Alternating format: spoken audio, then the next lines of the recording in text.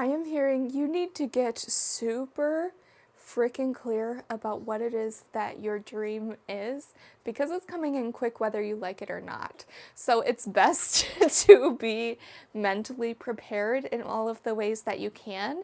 And it's funny because I don't feel like this is a collective of people who are lacking in the daydream department. You know what your dream is, but there's some. I'm just hearing to get more clarity, more intention, more focus about what exactly it is that you're drawing in, that you're calling into reality and existence, because it wants to come in very quickly for you. So make sure that you are fleshing out the full picture of what it is that you desire, what it is that you're creating and building for yourself. Allow the little pieces and parts to spark this like revolution within you. The hope, the dream is what's going to keep you moving forward.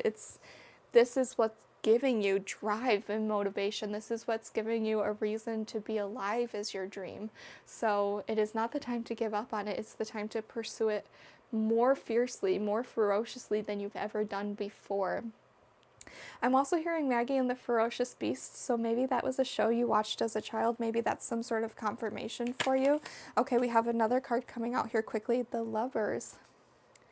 So this is all about as within, so without, and divine mirroring. What are you nurturing and fostering within to be reflected in the outside world, to be a perfect mirror for you? This can mean love. I mean, we see a happy couple in the Ten of Cups as well. So maybe this is a little bit of a love reading. Maybe you need to get really clear about what it is you want in all areas of your life, including in partnership. Maybe how you faced your dating life in the past was kind of just happenstance and chance, random chance. Maybe this person expresses interest and you haven't really thought about what it is you want or what sort of qualities you want in a partner. So someone expresses a little bit of interest and you give them a chance without thinking with intention. You just, okay, I might as well try it. And there's this lack of like excitement or like it's almost like you can't even get into the possibility of what could be with a romantic partner because you haven't given yourself the opportunity or chance to be selective. And maybe there's this idea that you don't deserve to be selective in some sort of a way. Maybe you've heard things throughout your life like that led you to believe you would have to settle in relationships and romantic partnerships. Maybe people just, I'm hearing, oh, they're out of your league. There's this feeling of you thought whoever you might actually want to be with would always be out of your league. So you've kind of just settled. And so it's not this fun thing. It's this thing where you just wait for some random person to express a little bit of interest. And then you hook up, you text each other for a couple of weeks and then nothing because it's not being met with this level of purpose. And it's really because you haven't given yourself the chance to dream or hope. And I do feel like this is a love reading because in the beginning with this coming out, I'm like, okay, my collective is not a collective of people who don't know how to dream. But I see that you've closed yourself off from dreaming and setting hopes and wishes within your romantic partnerships because in some sort of way you feel like you're not deserving, maybe just because of how you were raised. Okay, we have mother wounds coming up and mommy issues. We have Queen of Cups reversed, Four of Pentacles reversed, and the Eight of Swords reversed. So I'm hearing that you had a maternal mother figure who would withhold love from you. She would keep it close to her and kind of almost play these emotional mind games with you where she would only give you breadcrumbs of love so that you would stay stuck, so that you would stay dependent, so you would stay reliant. Almost this sort of figure that, and it does feel very feminine, where she loved your attention.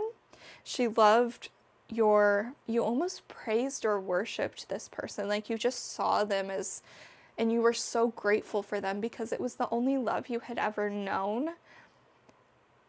I'm gonna out myself as a total nerd, but I'm currently reading a Harry Potter fan fiction, and they're speaking about how Of course, Harry loves Lily and James as soon as he learns about them, even though he's never even met them, because he's never known any real love. So this is the only thing that he has, is this idea that love has to be sacrifice. And so you kind of idolize this person because they really overplayed the sacrifices they made to be able to maybe be a good parent for you. Maybe they really stressed how taxing labor was on their body, and it was almost this way to guilt you into behaving or restricting and confining you in sort of ways where you maybe there's been opportunities you wanted to take. Maybe there was a college you wanted to go to, but it was far away, and this person kind of led you to believe that you couldn't do that because then. And so just these ideas of confinement and trapping through withholding and then giving love, and also guilt tripping. There's this big feeling of guilt tripping. I also feel like this person has passed on a poverty mindset to you. And also, they've disconnected you from your intuition with the Queen of Cups reverse coming out here. And we have Eight of Swords. It's like, I do see like forms of abuse that could make you feel disconnected from your own body, kind of trapped because you're not fully present within yourself. You don't fully know who you are. You don't know where your power comes from. And also, I feel like they've been speaking things that were untrue about you over you your entire life. So it's like you can't really make sense of who you are or how you're meant to show up in the world, or what the point of being alive is at times. Like, you just don't get what the point or purpose of this life is. And with those romantic themes coming out, I do see maybe that's also, this is contributed to your avoidancy within romantic partnerships, because you've only seen love as this sort of thing that, one, had to be earned, but also something that could be withheld or taken away based on your behavior or based on desired behaviors and outcomes people wanted from you. It's felt like love has to be this game, like you have to be 10 steps ahead and you have to be so intelligent to be able to clock every little mind game or manipulation. So if this is the outlook on love you've had, of course you've like not taken time to think about it. Maybe you even see love and romance as being very transactional with the Four of Pentacles reversed coming out here. It's felt like,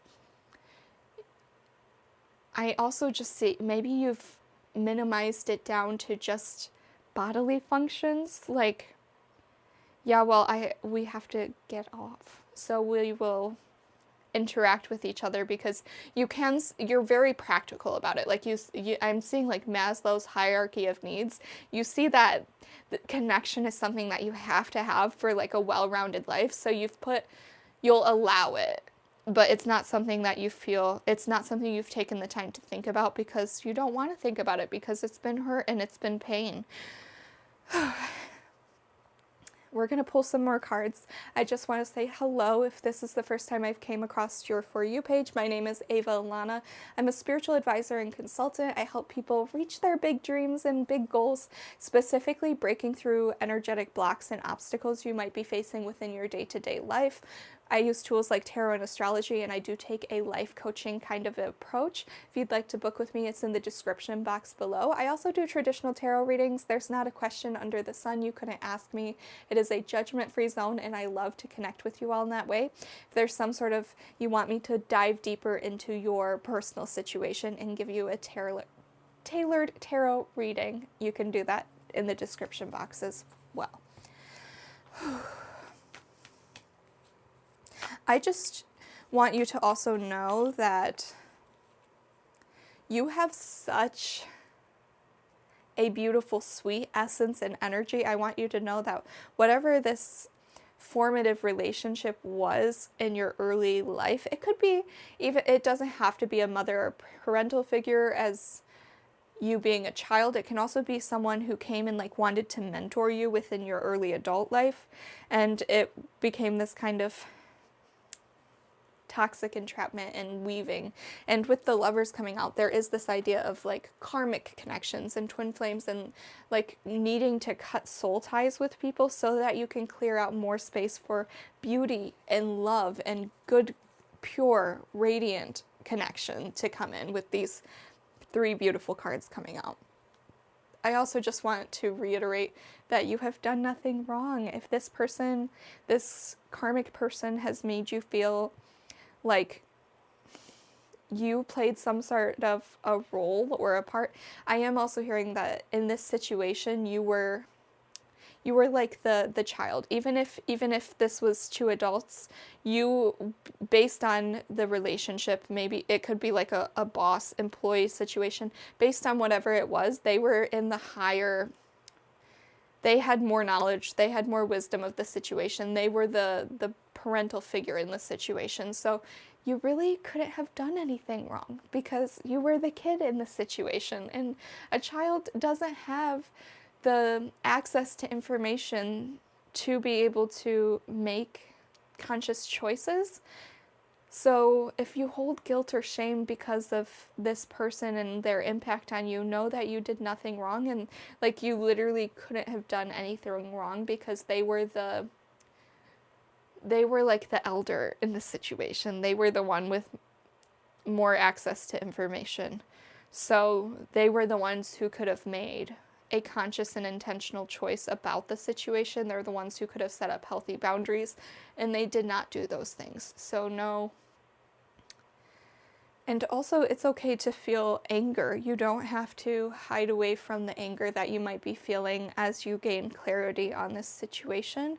Know that it's okay to address these things. And also, when you speak about it with other people, speaking to good people, people who feel like the 10 of Cups to you, when you speak with like soul circle people, soul family people about the situation, know that you are not exaggerating. You're not making things out to be worse than they were. It's just that there's so many things you've never voiced out loud, and now that you're finally doing it, you're hearing them come out of your mouth, and you hear how intense they sound. And so that's where the disconnect is coming from. It's not that you're making things bigger than what they were. You're stating and speaking with truth, but hearing the words and hearing it come out of your mouth rather than trapped inside and just simply felt, actually hearing it and putting voice to it makes it seem intense, because the truth is what you've been through has been incredibly intense.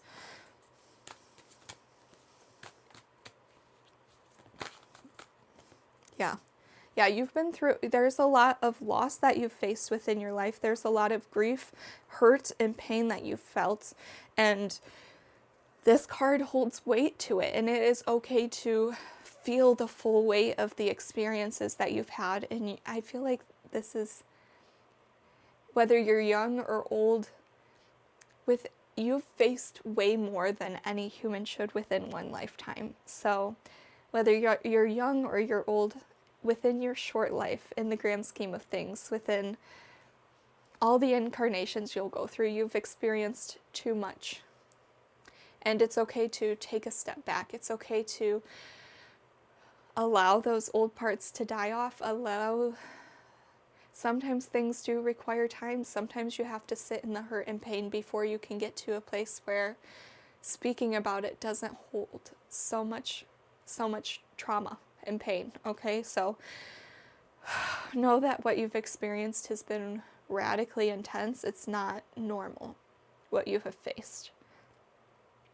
It might be your normal, but the majority of people have not had the experiences you've had. So also, if you're having a hard time finding people who can understand or relate to what you're going through, know that people can love you and be with you through this and grieve with you without fully understanding. Someone does not have to go through the exact same thing as you to be able to sit with you in your hurt. And I do believe you have some people currently who want to sit with you. And again, maybe they don't understand everything. Maybe they don't always have the right words to say, but they feel it. They feel it here, and you're not alone, okay? Even if it's just this video, you're not alone in this.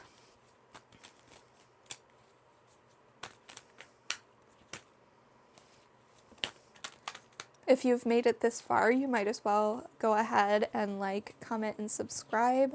If this is resonating, please share. If there's anything that you would like to share, if my comment section can be the way you get these things off of your chest, please feel free to do so. That's what it's there for.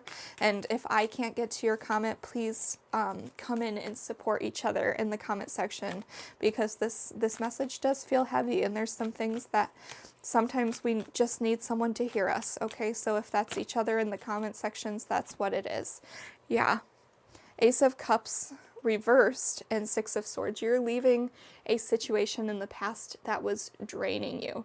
And you have been pondering for a little while now the question of who am I, and feeling some existential crises over not fully understanding yourself, or no, like I'm hearing, I don't even know what I like or dislike. I don't even know what my favorite color is. And yes, if someone has been through all the things you've been so deep within survival mode, you haven't had the freedom and privilege to explore the things that you like and enjoy. So that it's a horrible part of this, but it makes sense. You're not, like, it's okay. And this, because of this, you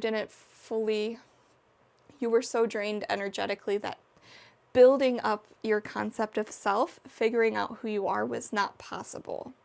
So I see whatever this new chapter is that you're moving into, it should be met with curiosity and excitement and in love for who you are and for everything that you've been through, because you have been through so much. So much. So yeah, if you feel like you don't know who you are, that perfectly makes sense for everything that you've been through. And your cup will be filled soon. And I just want to relate back to that Queen of Cups reversed. Whoever that person was, they didn't want you to, they kept you so energetically drained, emotionally drained, constantly in fight or flight, constantly looking over your shoulder, practicing hypervigilance, because they didn't want you to start seeing all of the goodness that you are. Because if you couldn't see the goodness, you couldn't see your own strength and power, again, you would stay in that Eight of Swords reversed, you would stay trapped. So know that also, if you don't feel like you know who you are, maybe there was a reason someone else saw you, and they didn't want you to see what they saw, because they knew how brilliant you were, and they knew that you would not stay in connection with them. You would not stay in that soul tie with them if you knew how brilliant and great and fantastic and intelligent and just fascinating you are.